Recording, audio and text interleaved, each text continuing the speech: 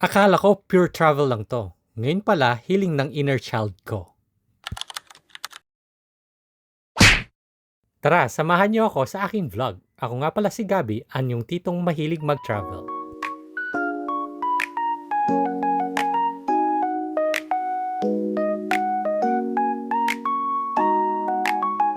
Minsan sa pag-travel natin, hindi natin namamalayan na na-unlock natin yung mga childhood dreams natin. O, di ba? Sino nakarelate? Sige nga, anong childhood dream mo ang na-fulfill mo during travel? And here's mine. Nung bata pa lang ako, sobrang hilig ko na sa mga airplanes at hanggang ngayon. Kaya paglapag pa lang ng eroplano namin sa Chubu International Airport sa Nagoya, may nakita na agad ako ng rare airplane na matagal ko nang ipinapangarap makita ng personal. Ito yung Boeing Dreamlifter. Ang Boeing Dreamlifter ay hindi ito ordinaryong plane. Special cargo aircraft siya na ginagamit para mag-transport ng parts ng Boeing 787. Sobrang laki ng katawan niya at parang may malaking umbok sa taas.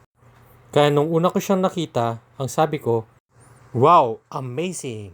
Kaya, childhood dream unlocked number 1. And then, after a few days ng aking travel sa Japan, pumunta ako sa Fukui Prefecture.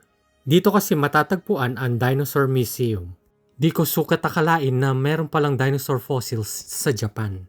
At napakaraming mga dinosaurs na makikita sa museum na yon. Kaya imagine, yung mga dinosaur na napapanood ko lang sa movies noon, ngayon nasa harap ko na yung mga real fossils at life-size skeletons. And that's my second childhood dream unlock. And lastly, nung bata ako, meron akong train toys. Bukod sa mga airplanes, mahilig din ako sa mga trains. Kaya isa sa mga pangarap ko ang makakita ng malaking train diorama in real life. And guess what? Natupad din.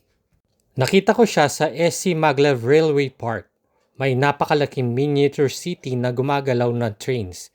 Parang buong Japan na ginawang mini version. Para akong batang nakatitig lang sa train set. Kasi this time, nasa harap ko na siya. So imagine, isang Japan trip lang, pero 3 childhood dreams na ang natupad.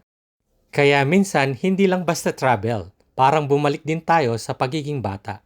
And that's my third childhood dream unlock. Sa totoo lang, sa last travel ko, parang bumalik ako sa pagiging bata kahit sandali. Yung mga pangarap ko noon na nakikita ko lang sa TV, nababasa lang sa mga books, ngayon nakita ko na sa personal. Kaya minsan, hindi lang talaga destination ang importante, kundi ang memories at childhood dreams na natutupad habang nagtatravel tayo. Kaya, Japan, thank you for making my inner child very happy. Until the next adventure! Thank you for watching and see you again on my next vlog.